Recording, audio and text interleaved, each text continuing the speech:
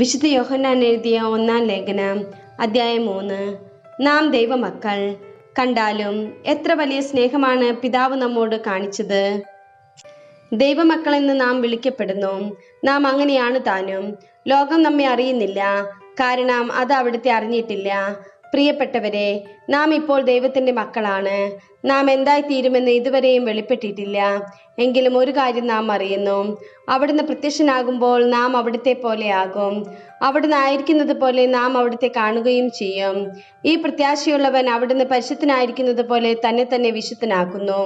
പാപം ചെയ്യുന്നവൻ നിയമം ലംഘിക്കുന്നു. പാപം നിയമലംഘനമാണ്. പാപങ്ങൾ ഏറ്റെടുക്കാൻ വേണ്ടിയാണ് അവൻ പ്രത്യക്ഷനായത് എന്ന് നിങ്ങൾ അറിയുന്നു.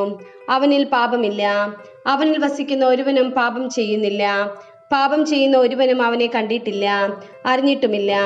കുഞ്ഞുമക്കളെ, നിങ്ങളെ ആരും വഴിതെറ്റിക്കാതിരിക്കട്ടെ. നീതി പ്രവർത്തിക്കുന്ന ഏവനും അവൻ നീതിമാനായിരിക്കുന്നത് പോലെ നീതിമാനാണ്. പാപം ചെയ്യുന്നവൻ പിശാചിൽ നിന്നുള്ളവനാണ്. എന്തെന്നാൽ പിശാച് ആദ്യം മുതലേ പാപം ചെയ്യുന്നവനാണ്. പിശാചിന്റെ പ്രവൃത്തികളെ നശിപ്പിക്കുന്നതിനു വേണ്ടിയാണ് ദൈവപുത്രൻ പ്രത്യക്ഷനായത്. ദൈവത്തിൽ നിന്ന് ജനിച്ച ഒരുവനും പാപം ചെയ്യുന്നില്ല, കാരണം ദൈവചൈതന്യം അവനിൽ വസിക്കുന്നു. അവൻ ദൈവത്തിൽ നിന്ന് ജനിച്ചവനായതുകൊണ്ട് അവന് പാപം ചെയ്യാൻ സാധ്യമല്ല. ദൈവത്തിന്റെ മക്കൾ ആരെന്നും പിശാചിന്റെ മക്കൾ ആരെന്നും ഇതിനാൽ വ്യക്തമാണ്. നീതി പ്രവർത്തിക്കാത്ത ഒരുവനും ദൈവത്തിൽ നിന്നുള്ളവനല്ല. തന്റെ സഹോദരനെ സ്നേഹിക്കാത്തവനും അങ്ങനെ തന്നെ. പരസ്പരം സ്നേഹിക്കുവിൻ. ആദ്യം മുതലേ നിങ്ങൾ കേട്ടിരിക്കുന്ന സന്ദേശം ഇതാണ്: നാം പരസ്പരം സ്നേഹിക്കണം. തിന്മയുടെ സന്തതിയും സഹോദരനെ കൊന്നവനുമായ കായേനെ പോലെ ആകരുത്. എന്ത് കാരണത്താലാണ് അവൻ സഹോദരനെ കൊന്നത്? തന്റെ പ്രവൃത്തികൾ ദുഷിച്ചതും തന്റെ സഹോദരന്റെ പ്രവൃത്തികൾ നീതിയുക്തവും ആയിരുന്നത് കൊണ്ട് തന്നെ. സഹോദരരെ, ലോകം നിങ്ങളെ ദ്വേഷിക്കുന്നെങ്കിൽ നിങ്ങൾ വിസ്മയിക്കേണ്ട. സഹോദരരെ സ്നേഹിക്കുന്നത് കൊണ്ട് നമ്മൾ മരണത്തിൽ നിന്നും ജീവനിലേക്ക് കടന്നിരിക്കുന്നു എന്ന് നാം അറിയുന്നു. സ്നേഹിക്കാത്തവനാകട്ടെ മരണത്തിൽ തന്നെ നിലകൊള്ളുന്നു.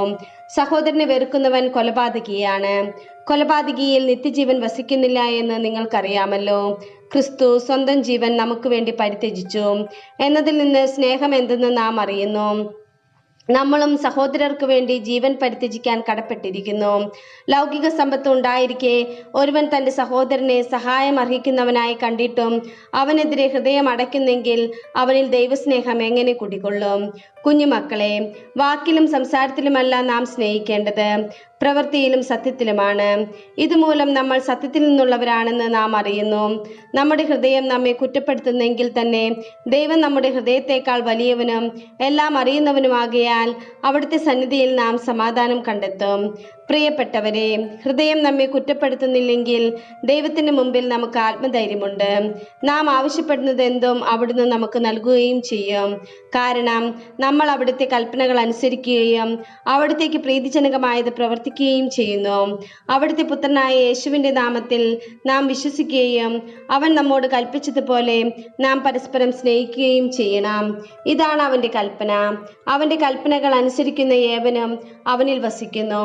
അവൻ കൽപ്പനകൾ പാലിക്കുന്നവനിലും അവൻ നമുക്ക് നൽകിയിരിക്കുന്ന ആത്മാവ് മൂലം അവൻ നമ്മിൽ വസിക്കുന്നുവെന്ന് നാം അറിയുകയും ചെയ്യുന്നു.